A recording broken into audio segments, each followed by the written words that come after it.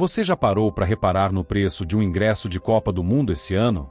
Não o preço que a FIFA anuncia no site bonito, cheio de bandeira e mascote sorridente. O preço real, aquele que aparece na sua tela quando você tenta comprar de verdade, e o número simplesmente não faz sentido. Você atualiza a página, o valor muda. Atualiza de novo, muda outra vez.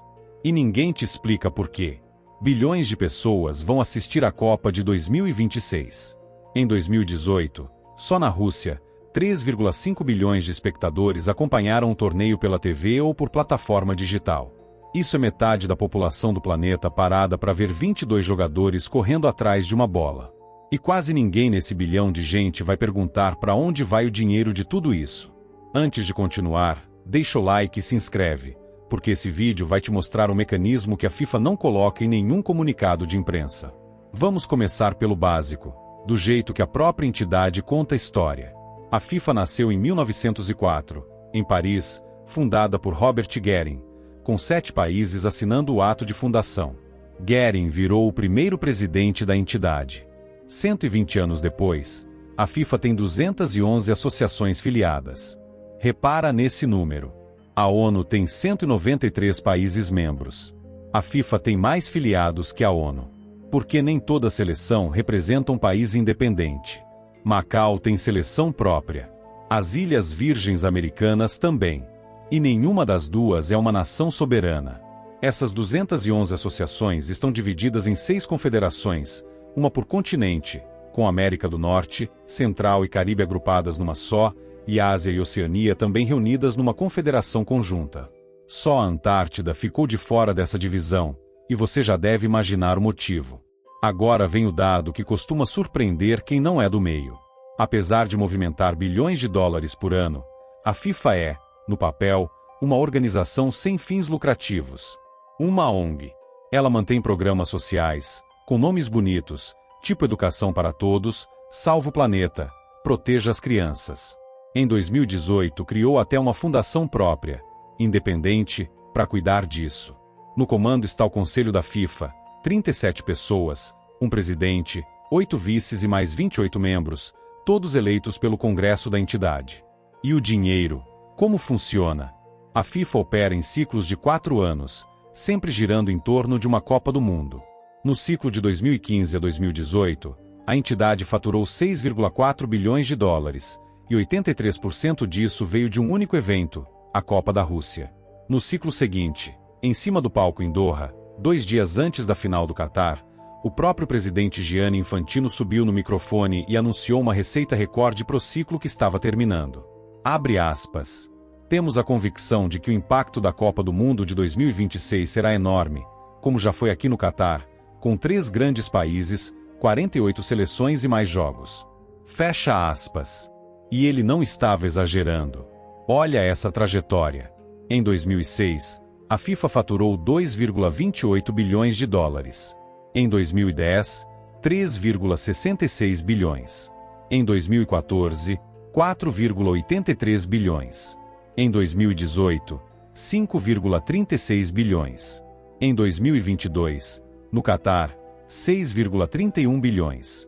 E para 2026, a projeção oficial já passa de 8,9 bilhões de dólares, podendo chegar a 11 bilhões somando o ciclo inteiro. É a edição mais lucrativa da história da entidade, de longe. Por que esse salto tão grande de uma vez só? A resposta é simples. Pela primeira vez, a Copa vai ter 48 seleções em campo, não mais 32. Isso significa 104 jogos, não mais 64. Mais jogos é mais publicidade, mais horas de transmissão, mais espaço vendável para quem paga. De onde vem exatamente esse dinheiro? A maior fatia, como sempre, são os direitos de transmissão, algo perto de 3,9 bilhões de dólares só nesse ciclo. Vendidos país por país, para emissoras de TV e plataformas de streaming, que pagam pelo direito de exibir os jogos dentro de casa. Depois vem o patrocínio, entre 1,8 e 2,8 bilhões de dólares, pago por marcas globais que querem o escudo da FIFA estampado durante o torneio. Esse dinheiro de patrocínio é organizado em camadas, quase como um clube exclusivo, com cada nível pagando um preço bem diferente para estar perto do mesmo escudo.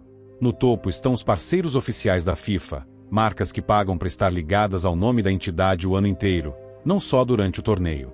Um degrau abaixo estão os patrocinadores específicos daquela Copa, que pagam só para aparecer durante o mês do evento.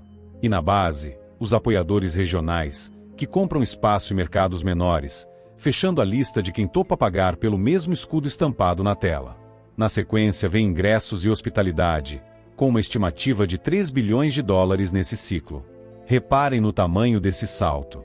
É mais que o triplo do que a entidade arrecadou nesse mesmo segmento na edição anterior, que ficou perto de 950 milhões.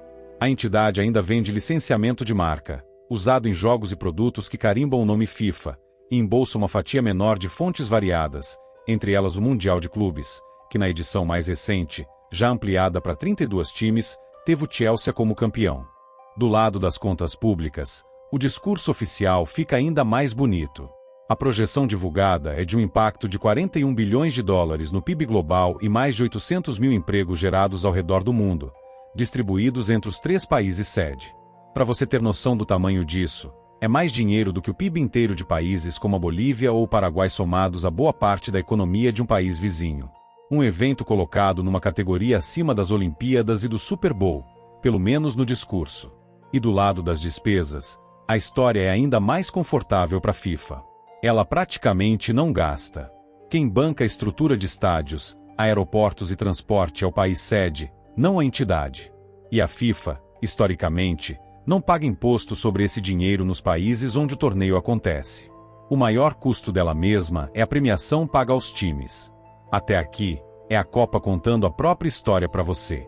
Um evento gigantesco, generoso, que espalha dinheiro e emprego pelo mundo, e que mal gasta para fazer isso acontecer.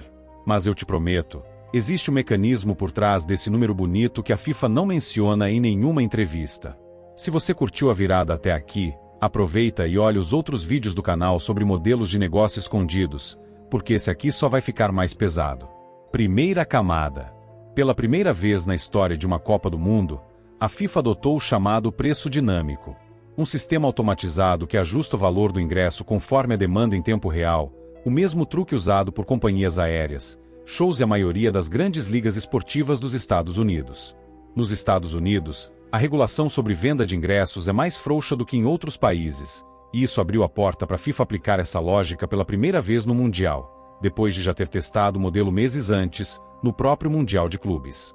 Resultado: ingressos para a final passando dos 10 mil dólares. Em algumas categorias, o aumento chegou a mais de 1000%, comparado à mesma partida no Catar. Segunda camada, e essa é a que revela quem realmente está construindo esse mecanismo. A FIFA criou sua própria plataforma oficial de revenda de ingressos.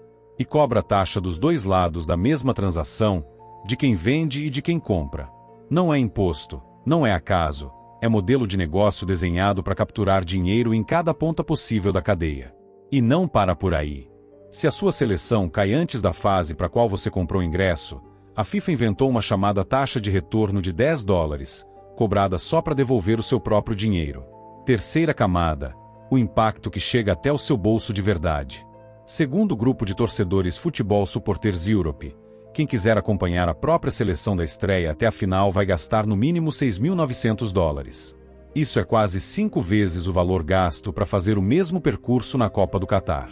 E para piorar, a categoria de ingresso mais barata, que em edições anteriores era reservada aos torcedores fiéis dentro da cota de cada federação, agora foi retirada dessa cota jogada para o público geral, sujeita ao preço dinâmico. O próprio grupo de torcedores chamou essa decisão de traição monumental à tradição da Copa do Mundo. O risco, segundo especialistas em turismo e economia ouvidos pela imprensa internacional, é bem claro. Trocar o torcedor apaixonado, aquele que viaja, canta e cria a atmosfera do estádio, por um turista corporativo rico, que só está ali porque pode pagar o valor pedido. Sem aquele torcedor de sempre, o estádio perde a alma. E o negócio, segundo esses mesmos especialistas, corre o risco de ficar insustentável a longo prazo, porque uma Copa vazia de torcida não vende a mesma experiência para ninguém, nem para os próprios patrocinadores. Diante da pressão pública, a FIFA recuou, pelo menos no papel. Criou uma categoria chamada Supporter Entry Tier, com ingressos a 60 dólares para todas as 104 partidas, incluindo a final. Só que reservou isso a no máximo 10% da cota de cada federação. O mesmo grupo de torcedores que cobrou a mudança respondeu na mesma hora, chamando a medida de insuficiente, e outro grupo de imprensa especializada resumiu o gesto como uma simples tática de apaziguamento.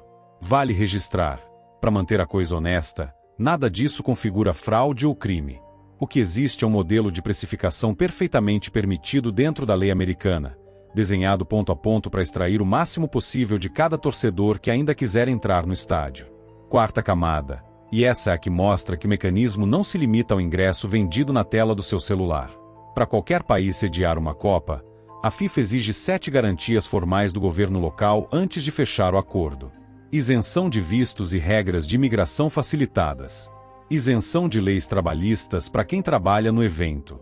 Estrutura de segurança bancada pelo país. Proteção total aos direitos comerciais da própria FIFA dentro do território. Uso garantido da infraestrutura de telecomunicações. Renúncia a processos judiciais contra a entidade. E, a mais relevante de todas, isenção fiscal completa sobre o lucro gerado no país sede. Ou seja, o país entrega segurança, infraestrutura e renúncia fiscal, e a FIFA entrega o torneio.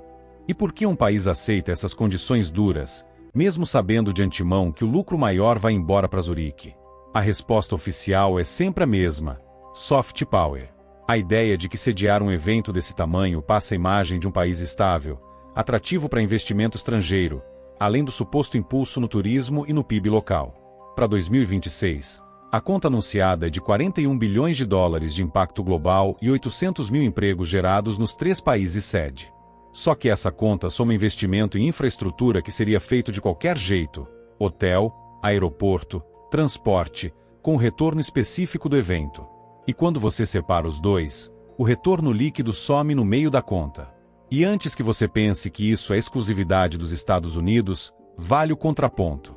Em Copas anteriores, a FIFA costumava manter os ingressos em faixas de preço relativamente estáveis e distribuir boa parte deles por sorteio direto entre torcedores cadastrados, sem essa oscilação constante puxada pela demanda do momento. Um cientista político argentino que já acompanhou pessoalmente as Copas de 2014, 2018 e 2022 resumiu bem a virada para a imprensa internacional. Segundo ele, a FIFA passou a tentar aproximar o preço oficial do ingresso do preço que historicamente só o câmbio negro, a revenda informal, chegava a cobrar em edições passadas. Em outras palavras, a entidade decidiu cobrar oficialmente o valor que antes só ia parar no bolso de cambista. A própria FIFA havia prometido, em documento oficial de 2018, ingressos a partir de $21 para essa edição de 2026. O modelo atual, com preço dinâmico e revenda oficial cobrando dos dois lados, é uma escolha comercial deliberada, não uma obrigação natural do tamanho do evento. A última vez que os Estados Unidos sediaram sozinhos uma Copa, em 1994, os ingressos variaram entre $25 e $475, sem qualquer sistema de precificação automática puxando o valor para cima conforme a procura. E aqui cabe outro lembrete importante, para quem acha que o legado de infraestrutura sempre compensa o esforço todo. Em 2014, o Brasil gastou $3 bilhões construindo ou reformando 12 estádios para sediar a Copa daquele ano. Um ano depois, o estádio Mané Garrincha, em Brasília, um dos mais caros do Mundial na época, virou estacionamento de ônibus. O vestiário do estádio de Cuiabá virou abrigo improvisado para moradores de rua durante a noite. E o estádio de Natal tentou virar espaço para casamento e festa de aniversário, sem sucesso nenhum. Nenhum desses 3 projetos gerou o retorno prometido no discurso de campanha para sediar o evento. Enquanto isso, o valor gasto pelo governo brasileiro só na construção desses estádios foi próximo do orçamento anual inteiro do Bolsa Família daquele ano, um programa que sustentava cerca de 50 milhões de pessoas. Ou seja, o dinheiro que poderia ter ido para um programa social que já provava resultado foi parar em concreto que hoje serve de estacionamento. Isso não significa que os Estados Unidos, o México e o Canadá vão repetir exatamente esse destino. Os 3 já tinham estádios de futebol americano com capacidade entre 80 mil e 90 mil lugares, prontos para receber os jogos sem construção do zero. Mas o padrão histórico serve de alerta: o legado prometido raramente é garantido, e quem banca a aposta é sempre o país sede, nunca a entidade que organiza o torneio. Do lado das despesas de 2026, a FIFA segue com um custo baixíssimo para ela mesma. O orçamento total da entidade para operar o torneio é de 3,756 bilhões de dólares, a maior parte indo para a premiação recorde aos times, 871 milhões de dólares divididos entre as 48 seleções classificadas, incluindo verba de preparação e bônus por desempenho. Compare esse valor com o que a própria FIFA vai arrecadar só de bilheteria e hospitalidade, mais de 3 bilhões de dólares, e você entende por que essa conta sempre fecha a favor da entidade, nunca do torcedor que paga para assistir. Some tudo: direitos de transmissão, patrocínio, ingresso, hospitalidade, licenciamento, e o quadro fica claro. De um lado, uma organização que se apresenta como sem fins lucrativos e quase não paga imposto onde opera. Do outro, o torcedor comum, pagando cada vez mais caro por um lugar que antes custava uma fração disso, e o país sede, bancando estrutura, segurança e isenção fiscal para tornar tudo isso possível. Então talvez a pergunta certa não seja se a Copa do Mundo gera dinheiro. Isso todo mundo já sabia. A pergunta certa é para quem esse dinheiro sobra no fim da história, quem exatamente paga a conta para fazer esse número bater todo o ciclo, e por que a gente segue chamando isso de festa do futebol. Se esse vídeo abriu seus olhos para esse mecanismo, compartilha com aquele amigo que já está juntando dinheiro para ir na Copa. Deixa nos comentários se você ainda pretende comprar ingresso depois de ver esses números. E se inscreve no canal para não perder os próximos vídeos, porque essa investigação sobre para onde vai o dinheiro do futebol mundial não para por aqui. E da próxima vez que você comprar um ingresso de Copa do Mundo, lembra, você não está pagando só para ver futebol. Está sustentando um negócio bilionário que, historicamente, nunca perde.